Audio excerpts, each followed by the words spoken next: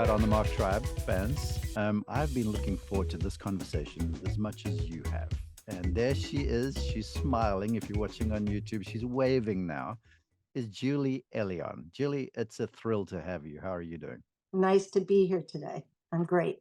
Look, it really is. I've known you from afar for a long time. And then, of course, with all your work with Wyndham and Max and all the guys over the last little while, you've sprung to prominence. But the reality is, you've been around in the background for a long, long time. In fact, your nickname I read was Stealth because you didn't want to have the limelight, which speaks to who you are. Yes. People, Yes. she's worked with Phil Mickelson. She's worked with Greg Norman. Um, No, no? no, Okay. no. So Phil, There's a picture of me on a website and I'm with Greg Norman, but I'm also with Gary Woodland. Okay, right. So Yeah, Gary yeah, yeah. and latter day Justin Thomas and Max Homa and of course Wyndham Clark, who spoke glowingly about you on the Netflix series. So Julie, look, that's kind of the resume. I know you don't want to talk about it some, but I do want you to talk about Cape, the organization that you kind of founded, run, and such, and then we'll dive into it. So it's so funny. Somebody asked me the other day how we came up with the name Kate. And I'll tell you, I don't even remember. It was so long. It was 25 years ago. Well, So, you know what's cool about this? I'm from an area of South Africa called the Cape Province. oh, Yeah, okay. yeah, and Okay. Cape Town is the southernmost city in Africa. So when I saw Cape, I'm like, huh. But it is an acronym for something. We named it after you, Mark, really.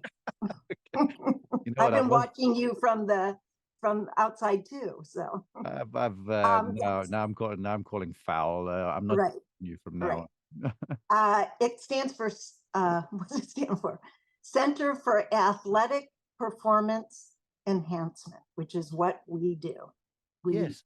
enhance performance. Yes. And this is the thing, I'm deep down, I'm a golf instructor who, thanks to serendipity and a lot of blessing, I've gotten to broadcast and I get to opine about the game and I get to host the show. And my dream as a young golfer was to take lessons from bright people, but I never could because I was on the other side of the world. So this podcast now lets me bring bright people to the people on the other side of the world. And so as a result, I've learned so much along my way, and the golf teacher in me always tried to make it physical. But here, let's call it the wisdom of 53 years now, I've began to realize that it is holistic in performance and it's athletic performance. It's not your golf swing. It's not the physicality of it. That's a small portion of the thing, which is why I'm attracted to people like yourself now. So give us the overarching theme a little bit of the athletic performance, please. So my background is actually in counseling, and I really there's a Socrates quote that's I'm going to butcher it, but it's something like an unexamined life is not worth living. Okay. And I'm a believer in getting to know yourself. Like honestly, Mm-hmm. I think I think everything starts there. So our work at Cape is I've hired a bunch of people around me and we're getting a lot of referrals, a lot from the Netflix, a lot from other things, just a 25-year career. And these are all psychologists, counselors that have the same belief system that I do, that it starts with someone having the interest and the courage to look inside. And that means on the golf course and off the golf course. So it really is self exploration and working at it, just like you'd go to the gym or eat certain foods, working at getting to know thyself. And I think the best thing about the Netflix was it was really bottom line about mental health. Mm. And that's why I'm willing to do these things, because these days I think we're in more of a crisis than we've been in a long time. And there's a lot of tools out there.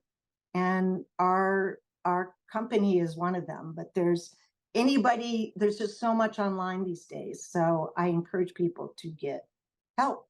Yeah. Well, look, So you say know thyself. To mm, me, it's kind of one of my mantras that I've learned here in recent times.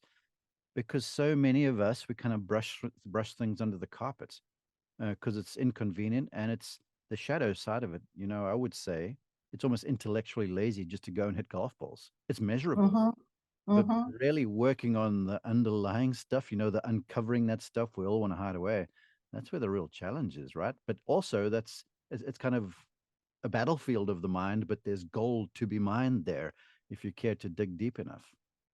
And I think it's creating habits just like you would anything else, you know, waking up instead of looking right at your phone, meditate or read something inspirational or 5 things you're grateful for that day, and building habits into your everyday life, even when you're hitting golf balls. Like, what am I being intentional? Why am I hitting golf balls just because I want to move my body and hit golf balls? Or am I trying to learn something? Am I, you know, intentional is probably something that's probably the thing I talk about the most, how to be intentional with whatever we're doing.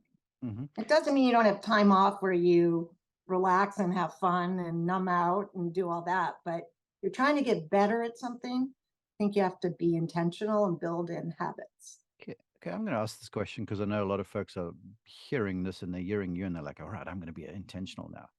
But you know, if I go and practice, and I'm sounding like a recovering professional golfer who's now you counseling me. I'm going to go and practice. I can see the golf ball going better or worse, for that matter. It's very visual and it's kind of measurable in a way.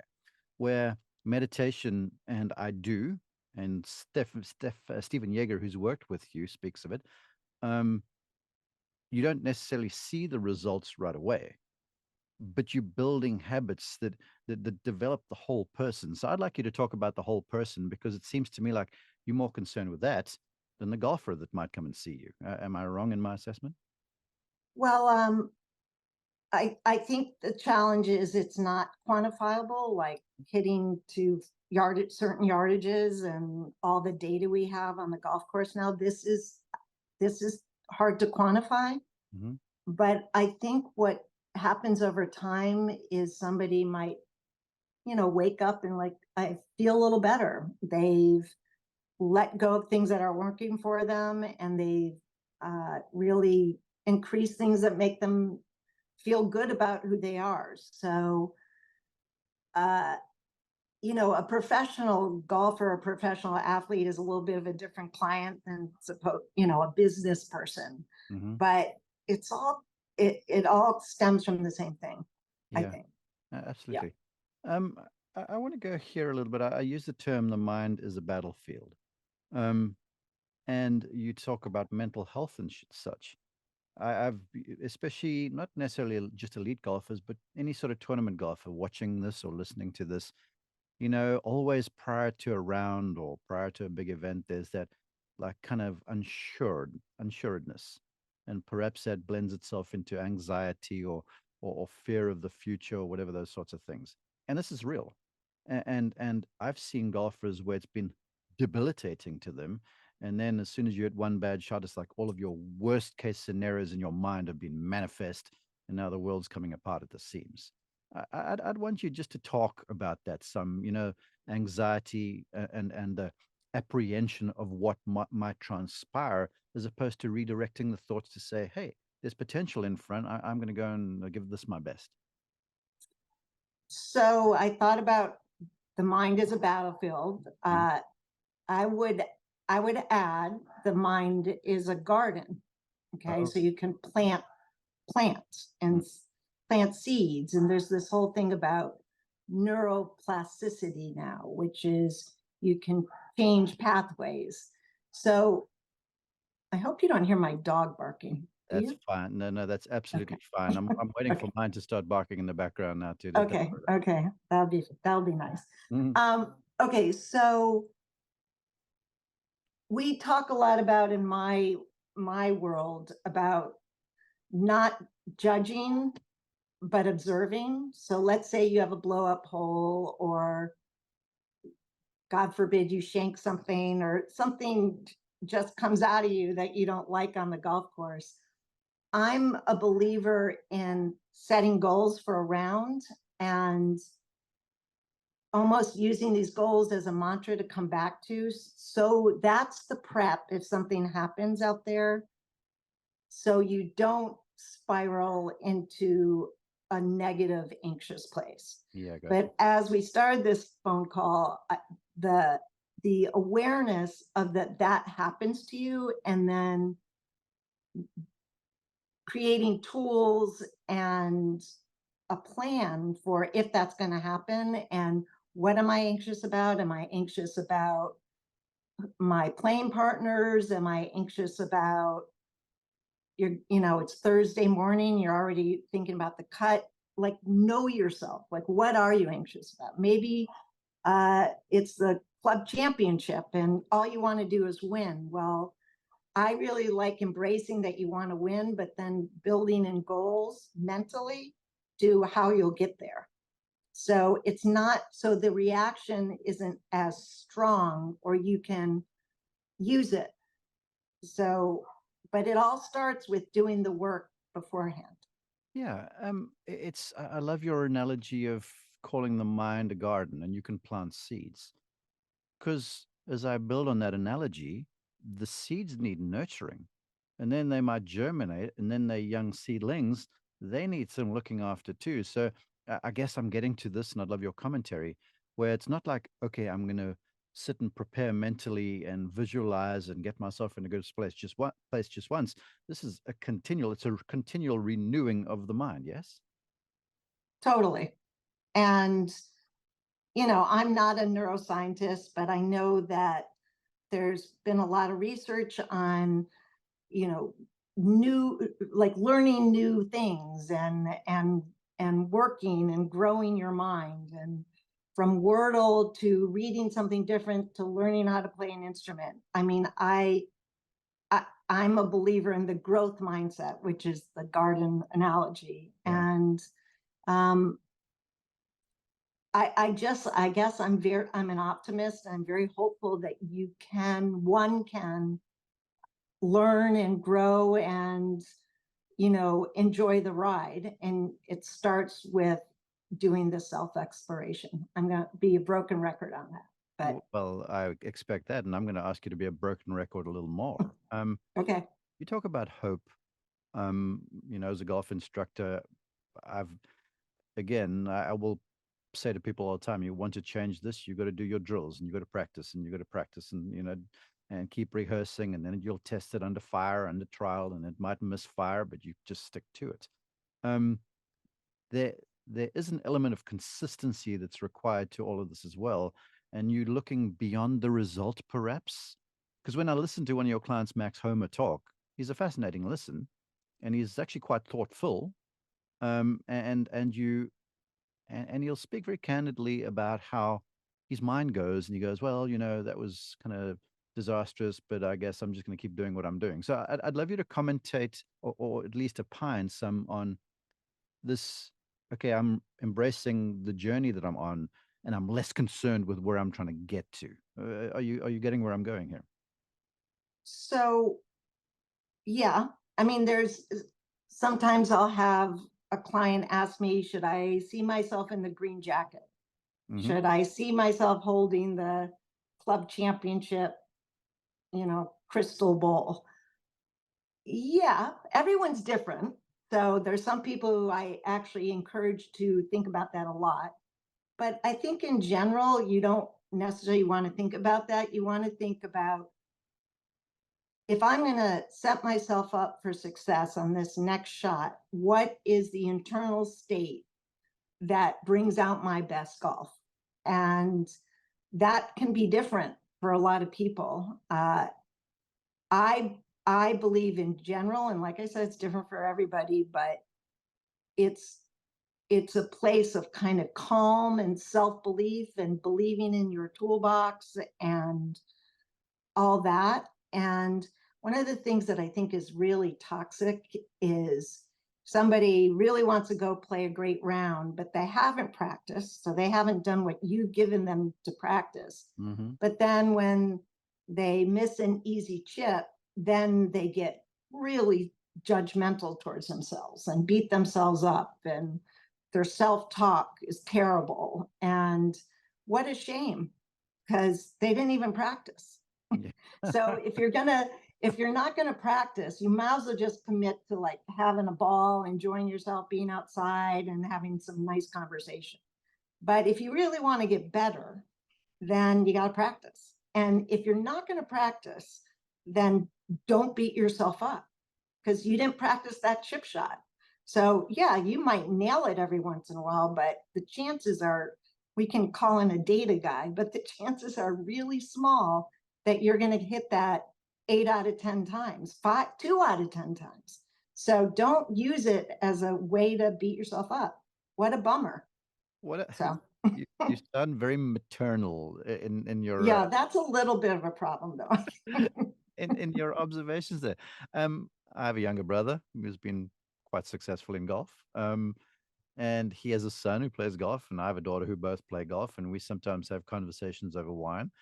And the common denominator between two dads who've been good golfers and the kids who are aspirant is like they haven't earned the right to be aggravated at a bad shot because they go out there with all this rampant expectation, but the groundwork hasn't been built, whether it's mental work or whether it's physical work. So I love your observations there. Do you think your children are even listening to you anymore? Well, I can speak I fondly don't know how about. old they are, but Well, there's some people who say everything we know by age 2. So I don't know if you have any.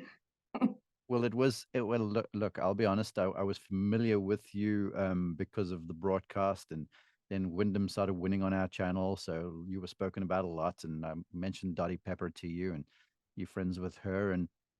But I was put onto you by my daughter, Isabel. Is that right? Yes, ma'am. And she said, "Well, I want you to bring Miss Julie on the podcast." Oh my God. Well, where is she? She is out. They're picking up the grandmom from the airport right now. But Well, she did send a question, but I want to ask that in a little while. how old is she? Just tell me how old she She's is. 16. She's 16 and she's wildly talented. But she is, I wouldn't say new in golf, but she's taking golf seriously now, and so now it's becoming a mental challenge. That's wonderful. That's great. Okay. Send her my best. Thank you. So here's the thing, and I'm asking this on being self-serving, and then also asking on behalf of everyone listening. You talked about the toolbox because the golfer works on their physical toolbox so that they can go and practice that chip shot you were referencing, so that they're going to give it their best college attempt. The mental toolbox, or the well-being, the physical, a holistic toolbox. Talk about what fits in there. Is it like breathing and meditation? Just give us the theme to the toolbox you're referring to, please.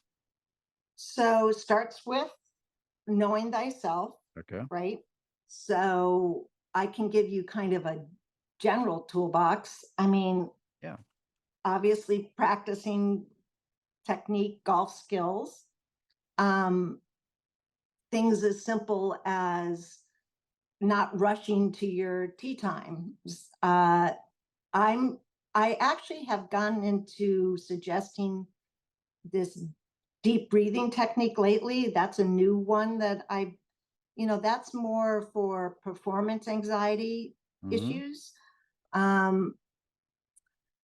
As I said earlier, I really like mental goals that you use as a mantra to keep bringing back. So every one of my clients is pretty much sending me their goals the night before the morning of a tea time, and then we debrief after a round. And one can do that for themselves. Did I swing free? Was I calm before the ball? Was I smart in my um, course management? Was I, when I see a trap to the left and it's trouble, do I get that out of my head and pick a target to the right? How much negativity is influencing you out there? And that's something to work on. So the toolbox is really individualized. Have they done their reading the night before? Are they, I talk a lot about burden-free golf. Life is hard and we all have lots of responsibilities, and but can you show up to a tea time if it really matters in a way that you feel as much as you can burden-free? One thing I suggest is journal writing, which might sound like woo-woo or whatever, but Mm-hmm. a real believer in using that tool as a way to get feelings up and out. And I suggest writing as if no one's reading, like dancing like no one's watching, Yeah. like as a way to just say, I'm, worries, concerns, joys, gratitudes, anything that will help you show up at that tee box burden free. I love it. Um, Yeah. well, you mentioned Isabel, and I said to her, "Well, I'm going to talk with Miss Julie. Do you have a question?" And Yeah. she said, "Well, I guess you can't because it came with a female bent to it." But the Okay. basically is, um, does the condition of one physically, injury, whatever it might be, has that got an effect on the mental performance? And if so, should it not? Is the question making sense? It's like I might have an infirmity that should not affect how my mind's working, should it? So recovering mentally from injury is a huge part of my practice. Okay, So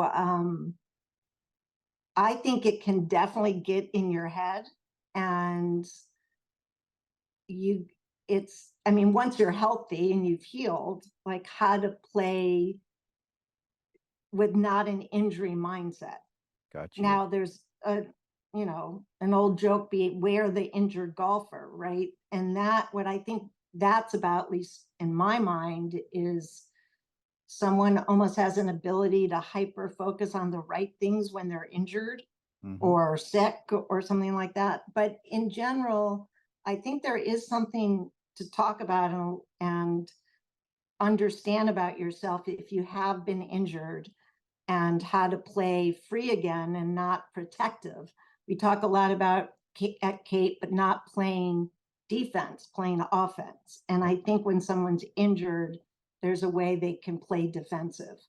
I want to bend that or want to massage that question a little bit because you highlight things in me as the former competitor. Um, One day it occurred to me by sheer happenstance, fortunately, because I was always the one that I had to have a good warm up in order to go and play well. And then one day I had a disastrous warm up. I mean, Julie, if you were there, I was a blithering idiot on the way to the first. Sorry, maybe I was there. Yeah. So anyway, but I accidentally played well. And looking back on it, it occurred to me that, you don't have to have the perfect warm up to play well because I guess it kind of lowered my expectation of what the potential result might be because I had resigned myself to the fact that, okay, this is going to be horrible. But then I slid some good shots and I guess I managed myself better around the course and I didn't ask too much of myself. And so there I was maybe burden free of expectation. Is that sounding logical? So we talk a lot about, does a bad warm up reflect a good round or vice versa? I mean, I've had plenty of clients, men and women, who have really crappy warm ups and play lights out.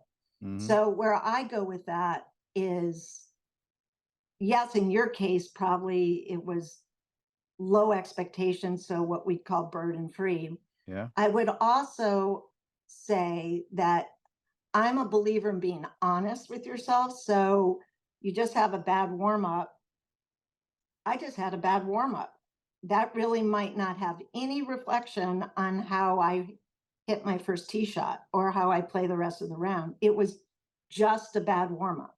Yeah. I feel that's a way better way to deal with that than say, oh, I might be fine, and kind of this fake positivity. There's sometimes a place for that, but really I think it just starts with honesty.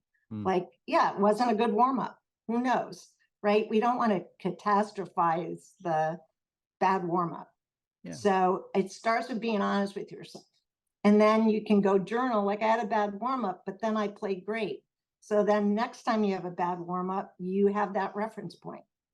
It seems to me like Max Homa is a journaler by some of the answers he gives because he knows himself. He's thought through scenarios. Um, I want to build on that a little bit more. You speak of like the first tee shot or whatever the case might be. Oftentimes, look, that is an important shot because it may set the tone for the day. Some and there's people around and it's all that sort of stuff we're dealing with. But I've always said to golfers as a coach, You got to be okay with being okay. And the first tee shot is just one of 72 or 85 or whatever your score might be. Um, I'd like you to elaborate on that a little bit. Just speak what's on your mind right now when I make that observation. Um, so I'll do one of my tricks in my toolbox. I'll tell you about one of my tricks in my toolbox. So let's say you're going out to play club championship. I'm speaking to more you're not your pros, right? Mhm. And they probably have a score in mind, maybe they're like that, maybe they're not. That would be a pretty great score, not like lights out best round ever, but a good score. Mhm. So if I say to them, okay, how many shots today will be not great shots? They're not shanks, they're not terrible, you haven't missed the ball, but they're not great. Usually somebody will say 5, 6, 7, and still shoot a score that they're happy with. Mhm. So one trick is to say, when you have that one shot and you slice it into the trees, well, now I have 6 left and I can still shoot a 67 or whatever. So I think there's a theme here, which maybe you're catching on or I'm trying to explain, which is you, you got to really be your own cheerleader and find a way to come back to neutral, to hopeful, to positive. And I really talk a lot about reset. Yeah. Like, don't bring the last hole with you. um, I often say, my clients will say, I say this too much, the next shot can be your best shot ever. And Mhm. that's true. Yeah. It's not BS, it's real. So, If your but mind you got to do everything behind the ball, over the ball, mentally and technique wise, but mentally to allow that out of you. And that's if you're angry or pissed or thinking about, oh, I got to bury this hole or whatever, that's not a great mindset. oh man, you got me so excited there because I'm a child of reading. That's how I learned. I didn't have podcasts when I was a kid. And I was a voracious reader, and I've read, all of the best, and I've got stacks of books. And I read of Ben Hogan saying, or Gary Player was a mentor of mine. He would say, "You got to hit every shot as if it's the last one you're ever going to hit." Now that sounds trite, but if people really consider it, and it's the last shot you're going to hit, you're going to Love it. yeah, exactly. You can have a positive attitude. You can have the right yardage. You can have the right club. You're going to be committed. You're not going to be wishy-washy. Last shot. And then Hogan, It's a little negative for me. I like saying your next shot can be your best shot, well, I was, but I also love what he's saying. I'm not crossing Gary Player. I love Gary Player. So well, no, of course. Well, yeah, no, but I'm getting to that because then I read too that Ben Hogan said the most important shot is the next one because it's going to define the one that you've just been over. love that too. But here's the thing, though, to what you say with that reset, it's again a renewal of your thought process because you've just hit the poor one. You got to get to the next one with that reset mindset to go, okay, I'm good, I can do this. And instead of going, well, I've hit that shot badly, or I played badly yesterday, now I suck, now I've got no chance to on the next one or tomorrow. It's this like part of the toolbox, the resetting. Well, I actually said to a client right before I this with you that so much is about perception. You know, this when you're late for an appointment and you feel like you're hitting every red light, Hmm. but you really not might not be. You really actually might be having more green lights than red lights, but your perception is that you're hitting every red light. I think that that's a mindset we want to work on the golf course. Like, it might feel like everything's not going your way, but I'm telling you, if I think it was Henry Ford that said, if you think you can or you think you can't, you're probably right. You're preaching. So I might have butchered that too, No, that was right. but I think there's a way that you have to play with the mindset I mean, I think that's one of the most beautiful things about golf anyway, like the potential. Mm. I just love that about golf. And so you got to play like good things are happening. Yeah, I've kept you for a long time, but this has been a tremendous consult. But I have to ask this. Um, Yes. Well, not that you weren't prominent, but you sprung to prominence when a young Wyndham Clark, who everyone kind of knew was going to be great when he was a kid, then, life happened a little bit. And then thanks to John Ellis, he connected with you, and the rest has been history. Um, and there was an interaction I heard of. I want you to qualify, tell the story, because there's a lesson behind it, where contending for the US Open, he's alongside Ricky Fowler in the final group. And the crowds love Ricky. We all know this. And then Wyndham is the guy who could potentially pull the upset and ruin the Californian party for Rick. Um, and I believe, or Wyndham's mom told him to play big. You said to him to play cocky. And that was a reframe of the mind a little bit too, to say, okay, the crowds are going to be shouting his name, but I'm going to show me off a little bit. I want you to elaborate there, please. Well, one of the things that day, that was Sunday, I hope Wyndham wouldn't feel bad me sharing this, but we basically just said, every time you hear them scream Ricky, let it remind you of your goals, which is to play cocky. Mm-hmm. And, 100 Rickies for one Wyndham. Yeah. Mm-hmm. Until now, right? Yeah, correct. There's a lot of screaming for Wyndham now.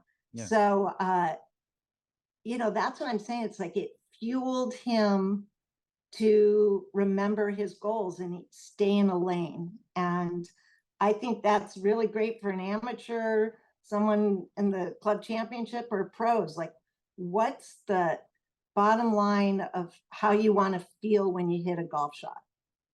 And do more of that. And that might be cocky and killer and tight. I'm not saying for some people that's not. But that goes into knowing oneself. But the mental goals could be like, be curious. Like, Totally. Love that. I'm in a bad place. I'm going to show myself what I can do here. Or the mental goals to be courageous, not be rash, but be brave enough to trust the work that I've done to, go and try and hit the shot now that I know I've got, but I'm scared of the potential result. Those are mental goals too. Totally. Process-oriented goals. And I love curiosity. That goes a little bit with observe, don't judge, because observing has curiosity to it. Judgment is just not good all the way around. So yeah, they're process field goals. Yes. And they might be, focused, and I won't say a name, but I heard somebody, I don't know, this might be I don't even know, but they shake somebody's hand, a playing partner's hand, and then they want to kill them, so know thyself, right? But curiosity is a great one. So if I had to say to you, all right, Julie, the parting shot, I'm guessing you're going to go to look at the folks and go, the parting shot is to know thyself and to work on your mental game. Don't just go and hit balls or practice putts and stuff. Work on the supercomputer here and how you manage yourself. Well, of course, I've built a 25-year career on that. But, if you just want to go and hit a little ball around the golf course, great, go have fun, but just don't beat yourself up, because you're just be honest. That's what you're doing. You've made me feel better about me as a golfer, as an interviewer, as a father and a coach too. I hope I helped Isabel too. Well, I'm going to make her listen to this before it's published. Okay. Not that I have to make her; she wants to. Yes, there you for go. the folks who want to see more from Julie or learn more, or perhaps even work with Cape, is there social media, website? Where can the people go, please? www.capeperformance.com. I'm not a big social media person, but you can find me there. I think there's pictures of my dogs. And there's ways to find me, but back when I was training, there were no sports psychology programs. Now they're everywhere. And as I'm saying, there's just so much online to help serve you to get better. So access is a great thing. Well, I'm thankful you would give us access, given your nickname, Stealth. Yes. Thanks for coming out the shadows for us. I really, This is probably the last podcast. I just want you to know. really, well, Yeah, maybe. I don't know. I don't know. We'll see. we will make this your exclamation point. Thanks for joining us. I really appreciate you. Thanks, Mark. Appreciate it.